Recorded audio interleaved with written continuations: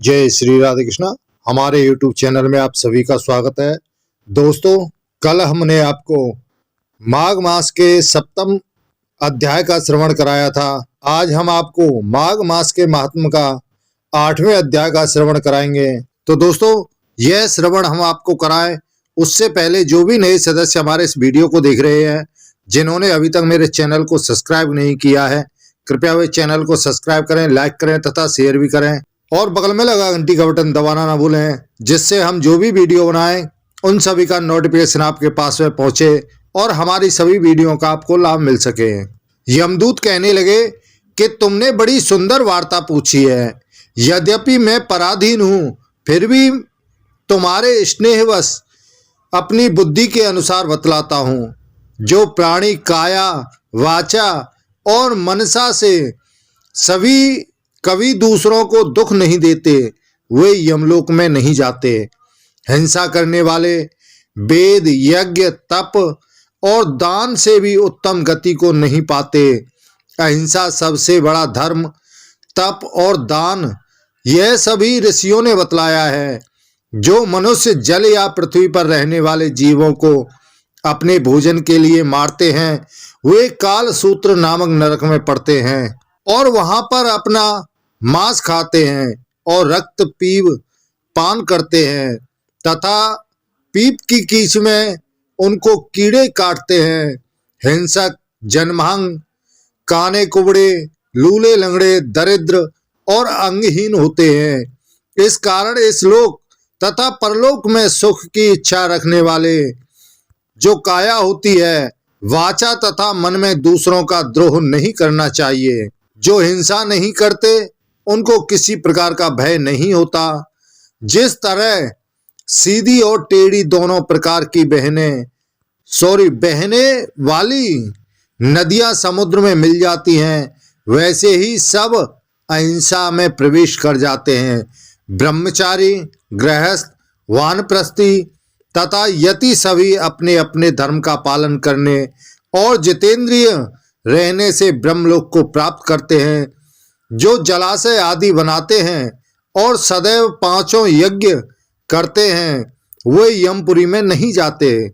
जो इंद्रियों के वशीभूत नहीं हैं, वेदवादी और नित्य ही अग्नि अर्थात हवन आदि का पूजन करते हैं, वे स्वर्ग को जाते हैं।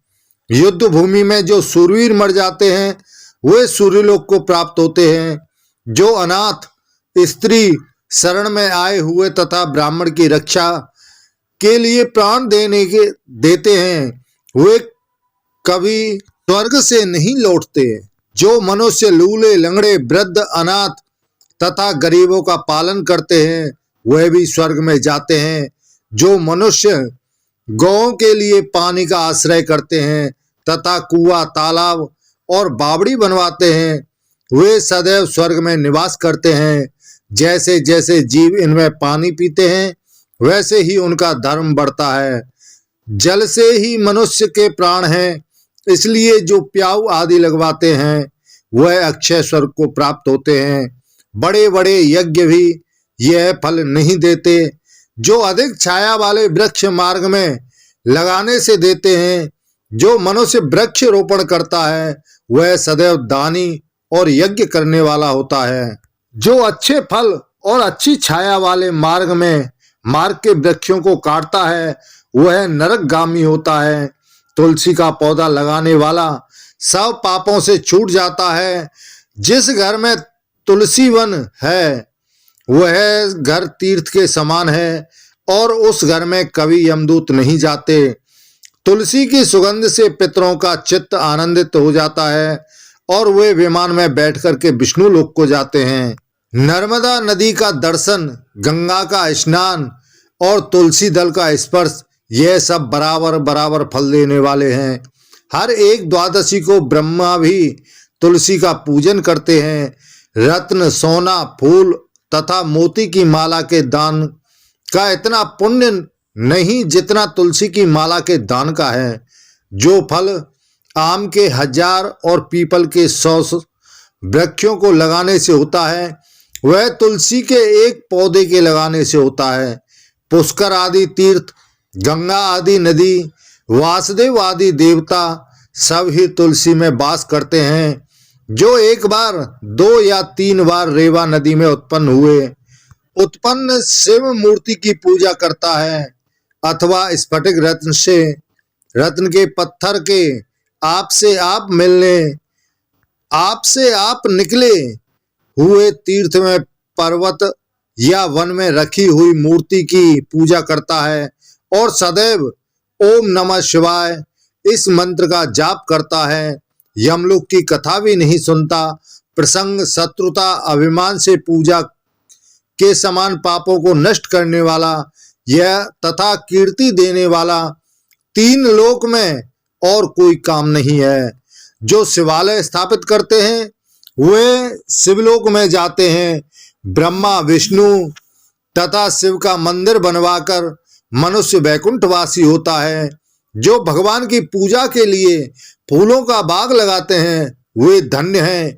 जो माता पिता, देवता और अतिथियों का सदैव पूजन करते हैं वे ब्रह्मलोक को जाते हैं। तो दोस्तों, इस तरह का जो पुण्य है वह हर व्यक्ति को करना चाहिए।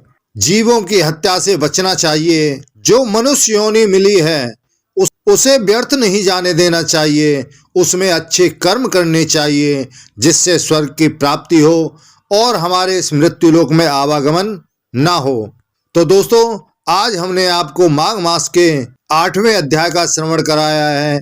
तो दोस्तों, यह वीडियो आपको कैसा लगा? हमें उम्मीद है अच्छा लगा होगा। कृपया चैनल को सब्सक्राइब करना ना भूलें। इसी के साथ ही जय श्री राधे कृष्णा।